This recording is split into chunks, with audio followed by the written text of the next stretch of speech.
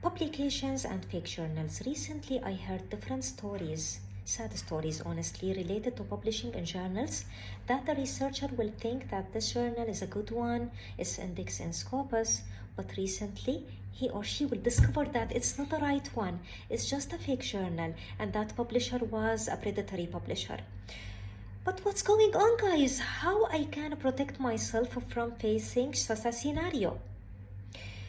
In this video, I'm sharing with you simply how I'm doing that. But first of all, I want you to know that you are not the only one who faced such a scenario. If you published with predatory publishers, if you face this sad story, don't blame yourself, because personally I know different people who face such a scenario. Predatory publishers, they are doing a great job now in fabricating everything. So it's not your fault. But all what you have to do is to know how to protect yourself. And in this video, I'm sharing with you simply my simple steps, how I'm protecting myself from publishing with predatory publishers. Number one, my all-time reference is the Scopus Journal Index List. Annually, guys, during June, Scopus will announce the up-to-date list of journals indexed in Scopus. So it's our duty to download that journals list from where? From Scopus website. Make sure that you download this list, and the journal that you will select will be mentioned in the Scopus journal list. So this is number one. Number two, you have to make sure that the name mentioned in a Scopus journal index list is the one that you are publishing with. Why?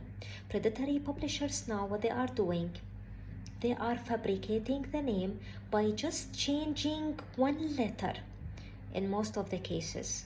So make sure that the journal is identical to the name mentioned in Scopus. Do your job and take your time in exploring Google, and make sure that the website that you are submitting your manuscript to is the one for the journal that is mentioned in Scopus, for that publisher that was mentioned in Scopus journal index list. Okay, so this was number two.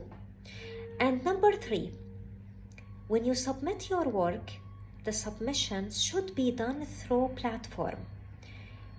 Most of the cases, the predatory publishers will give you an email address, but prestigious and good journals that respect themselves, they will create a platform for you to submit and upload your work.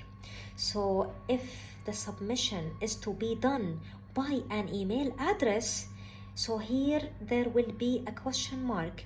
I just want you to make sure, double check that this is a real website, not fabricated one. So submission in most of the cases should be done through a platform, not an email address. And finally, if I submit the work and then I will get a letter, quick letter, that your work has been accepted, pay following this address, pay to this bank address.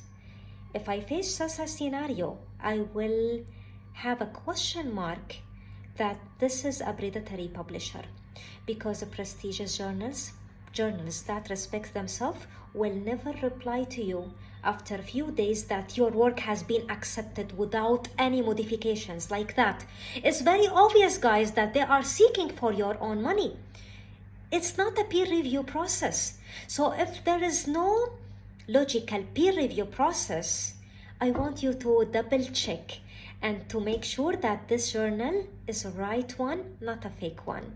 Simply, these are my simple tips. Please share this video if you found it useful, and share with me your own tips in the comments, how you are discovering if the journal is the right one or the fake one. Thank you for watching.